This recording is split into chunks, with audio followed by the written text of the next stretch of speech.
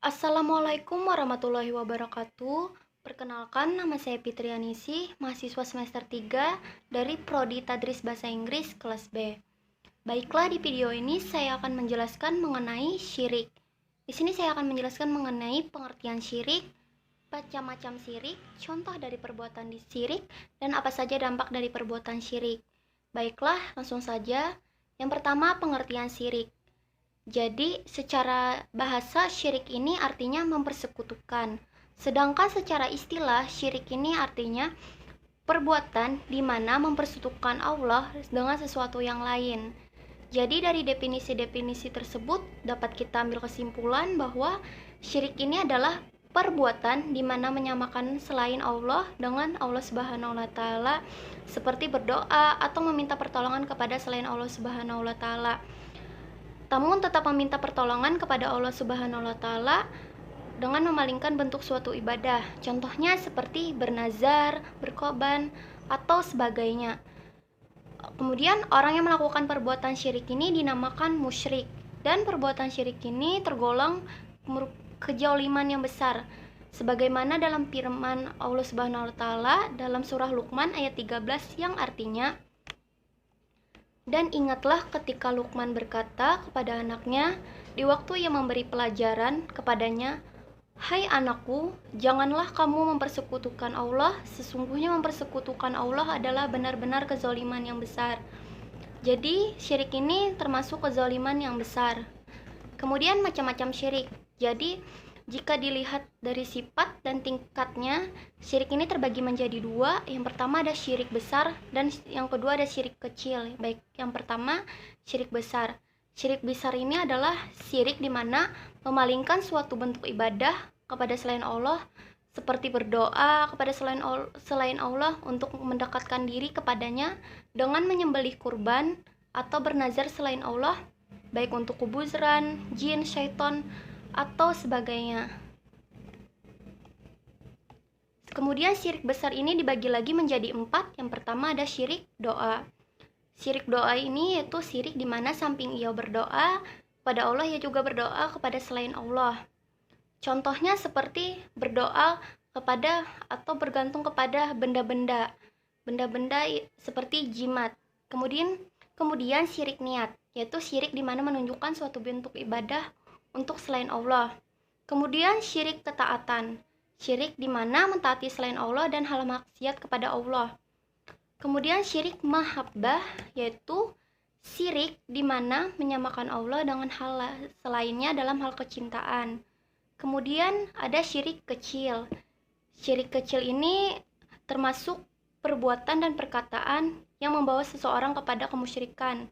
Syirik kecil ini dibagi lagi menjadi beberapa macam. Yang pertama, syirik jahir atau syirik nyata. Syirik kecil dalam bentuk ucapan perbuatan. Kemudian ada syirik khafi atau tersembunyi. Jadi syirik ini adalah syirik dalam hal keinginan, niat, contohnya seperti riya, di mana ia ingin dipuji oleh orang lain. Kemudian secara umum syirik ini dibagi menjadi 4 jenis. Yang pertama ada syirik ilmu. Syirik ini merupakan syirik yang umumnya terjadi pada ilmuwan, di mana mereka mengungkapkan ilmu sebagai segalanya.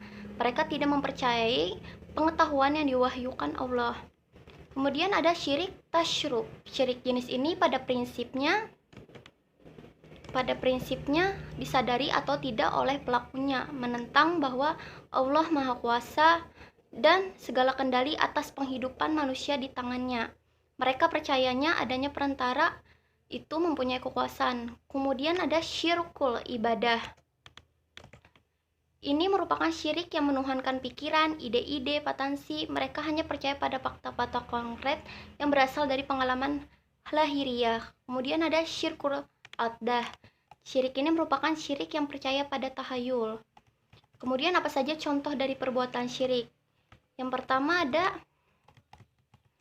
riya. Riya ini adalah suatu perbuatan di mana beramal bukan karena Allah dengan semata-mata hanya ingin dipuji oleh orang lain.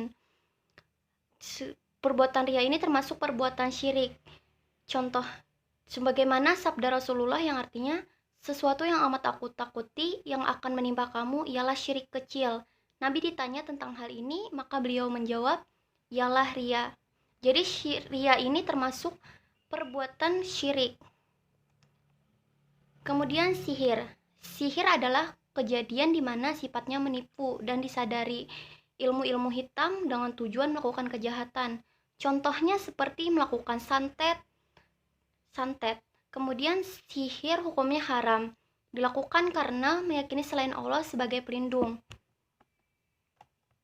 Sebagaimana dalam hadis yang artinya, sesungguhnya jampi-jampi,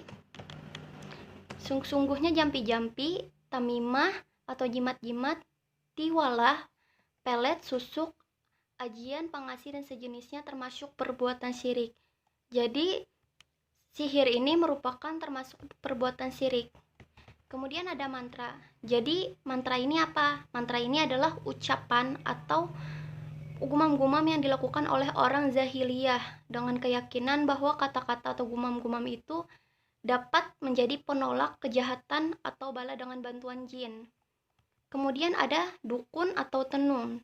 Dukun adalah orang yang dapat memberitahukan tentang hal-hal gaib pada masa datang atau memberikan tahukan apa yang tersirat dalam naluri manusia. Tukang tenung adalah nama lain dari peramal atau dukun atau orang-orang yang mengaku bahwa dirinya dapat mengetahui dan melakukan hal-hal gaib baik dengan bantuan jin, setan, atau membaca garis tangan. Kemudian ada susuk. Susuk ini adalah perbuatan syirik karena seolah-olah meminta bantuan sesuatu yang selain Allah Subhanahu wa taala dan menganggap sesuatu lain lebih berkuasa dari Allah. Kemudian apa saja dampak perbuatan syirik? Yang pertama ada sulit menerima kebenaran. Mengapa demikian? Karena orang yang syirik ini hatinya tertutup menerima kebenaran yang baik datangnya dari Allah maupun Rasul. Hati orang syirik tertutup untuk menerima kebaikan baik dari Allah dan Rasulnya, sebagaimana firman Allah Subhanahu wa taala dalam surah Al-Baqarah ayat 7 yang artinya, Allah telah mengunci hati dan pendengaran mereka, penglihatan mereka telah tertutup dan mereka akan mendapat azab yang berat. Mengapa demikian? Karena hal ini dibawa dari sifat kesombongan dan menentang terhadap kebenaran apa yang disampaikan kepadanya. Kemudian ada munculnya perasaan bimbang dan ragu. Keguncangan penyakit hati ini seperti menjadikan orang yang musyrik ini menjadi merasa gelisah, hidupnya tidak pernah merasa tenang. Kemudian hanya akan memperoleh kesenangan sementara. Kesenangan yang didapat oleh mereka ini hanya bersifat sementara.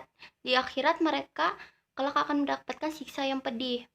Kemudian amalan dan harta yang dinafkahkan sia-sia. Amalan yang telah dinafkahkan oleh orang-orang musyrik adalah sia-sia, di mana maksudnya tidak diberi pahala oleh Allah Subhanahu wa taala. Apa yang dimilikinya tidak akan dapat digunakan untuk menebus siksa di akhirat kelak. Kemudian perbuatan syirik ini menyebabkan murka Allah Subhanahu wa taala. Hal ini lebih dikarenakan orang musyrik ini lebih mempercayai sesuatu lain dari Allah Subhanahu wa taala, dan syirik ini termasuk kezaliman yang besar. Baiklah, dapat disimpulkan bahwa syirik adalah perbuatan di mana menyekutukan Allah dengan sesuatu yang lain. Syirik ini termasuk kezaliman yang besar, dan syirik ini terbagi menjadi dua, syirik besar dan syirik kecil. Syirik kecil ini diharapkan dapat dicegah karena jika tidak dicegah akan lebih kepada syirik besar, dan syirik ini sangat bertentangan dengan akidah agama. Baiklah, inilah dari penjelasan dari saya. Mohon maaf jika ada salah kata.